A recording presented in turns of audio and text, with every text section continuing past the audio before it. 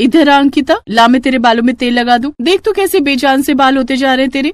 माँ आपको पता है मेरे बाल सबसे लंबे हैं स्कूल में, और मेरी मैडम मेरे बालों की तारीफ भी कर रही थी। अच्छा, मेरी बिटिया के इतने सुंदर बाल हैं तो सब तारीफ तो करेंगे ही।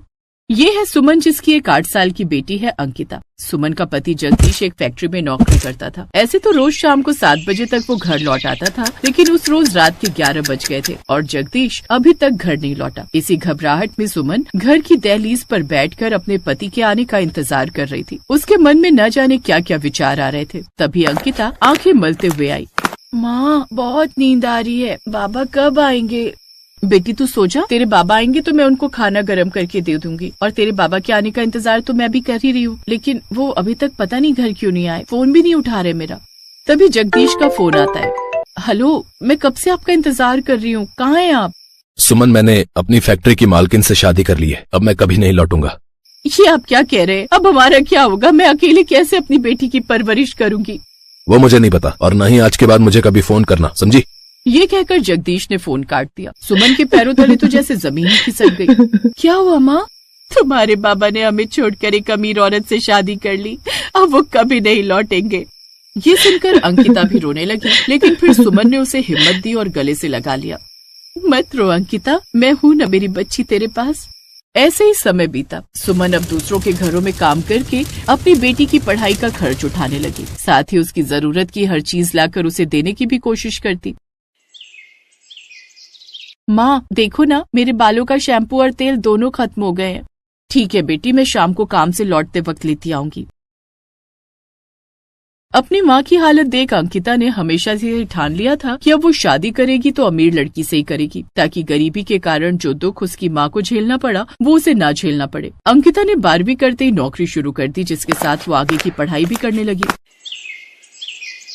अंकिता दिखने में खूबसूरत थी, साथ ही उसके लंबे बाल उसकी खूबसूरती पे 4 चांद लगा देते थे, जिस कारण उसी कंपनी के मालिक के बेटे शिवम को उससे प्यार हो गया। एक रोज जब अंजलि बस स्टॉप पर खड़ी थी, तभी शिवम अपनी बड़ी सी कार लेकर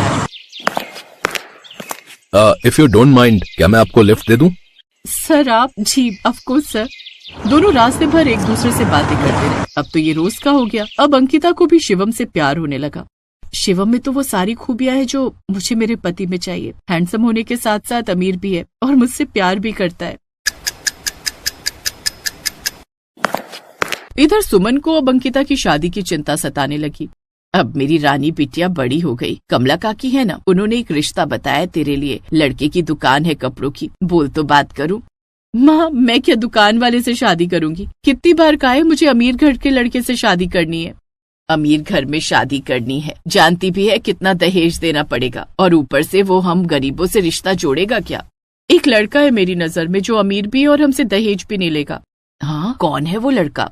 अंकिता सुमन को उसके बारे में बताती है। उधर शिवम भी अपने घर वालों से इस बारे में बात कर लेता है और कुछ ही दिनों में दोनों की शादी हो जाती है। ये घर तो बहुत बड़ा है, बिल्कुल महल जैसा। मैं तो यहाँ आकर अब रानी बन गई हूँ। देखो तो कितने नौकर चाकर हैं यहाँ।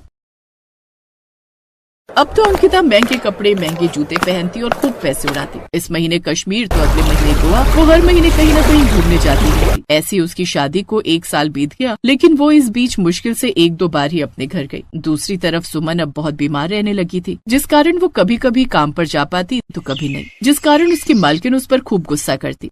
कोई जरूरत नहीं है कल से काम पर आने की, तेरा रोज रोज का हो गया। आज बीमार हूँ, तबीयत ठीक नहीं है। महीने में 15 दिन आती है, 15 दिन की छुट्टी। नहीं मालकिन, मुझे काम से मत निकालो, मैं गरीब खाऊंगी क्या? मालकिन उसकी कुछ नहीं सुनती और उसे वहाँ से भगा देती है। अंकिता भी मुझसे मिलने कभी नहीं आई। वो ब्याह कर क्या गई, अपनी गरीब माँ को भूल गई। पता नहीं उसे मेरी याद आती भी है या नहीं। वो तो जैसे मुझे भूल ही गई हो। ऐसे ही कुछ दिन बीत गए। अब सुमन की तबीयत काफी खराब रहने लगी। वो अभी भी इस हालत में अपनी बेटी को याद करती रहती। फिर एक रोज वो हुआ जिसका इंतजार सुमन को कब से था। अंकिता उससे मिलने आई। माँ कैसी है तू? तुझे देखने के लिए आंखें तरस गई थी मेरी बच्ची। कितनी सुंदर लग रही है तू, और तेरे बाल तो पहले से भी ज्यादा खूबसूरत हो गए हैं। नजर ना लगे मेरी बच्ची को किसी की। फिर शिवम उसके पाँव छूता है। जीते रहो बेटा, जमाई राजा आइए ना, आइए बैठिए ना। सुमन अपनी साड़ी के पल्लू से उस खाट को झाड़ने लगती है, फिर उनको उस पर बैठने के लिए कहती है, जिसके बाद वो रसोई में जाती है। हे भगवान, अब मैं क्या करूं? यहाँ तो सारे डब्बे खाली हैं। अब मैं इनको क्या बनाकर खिलाऊं? अपनी माँ की लाचारी देख रसोई के बाहर खड़ी अंकिता की आंखों में आंसू आ जाते हैं। साथ ही शिवम का मन भी भर आया। माँ, इतना कुछ हो गया और आपने अपनी बेटी को बताना भी जरूरी नहीं समझा। गलती माँ की नहीं, मेरी ही है, जो अपने अमीर ससुराल जाकर अपनी गरीब माँ को भूल गई। कभी उनकी सुध लेने की कोशिश ही नहीं की। मुझे माफ कर दे माँ। मेरी माँ के लिए यहाँ खाने को दाना तक नहीं है। वो भूख से मर रही है और मैं वहाँ शाही पकवान खा रही हूँ। कितनी गरीबी में रहकर मुझे पाला पोसा, मेरी परवरिश की, और मैं तुम्हें यूँ अकेला छोड़कर चली गई। आज तक कितना दुख उठाया तुमने, और एक मैं हूँ, कैसी बेटी हूँ मैं। लेकिन अब और नहीं माँ जी, अब आप हमारे साथ हमारे घर में चलकर रहेंगी। हम दोनों मिलकर आपका ध्यान रखेंगे। नहीं, मैं अपनी बेटी के ससुराल में कैसे रह सकती हूँ? बेटी के ससुराल में ना सही, बेटे के घर में तो रह सकती है ना माँ जी। ये सुनकर सुमन की आंखों में आंसू आ जाते हैं।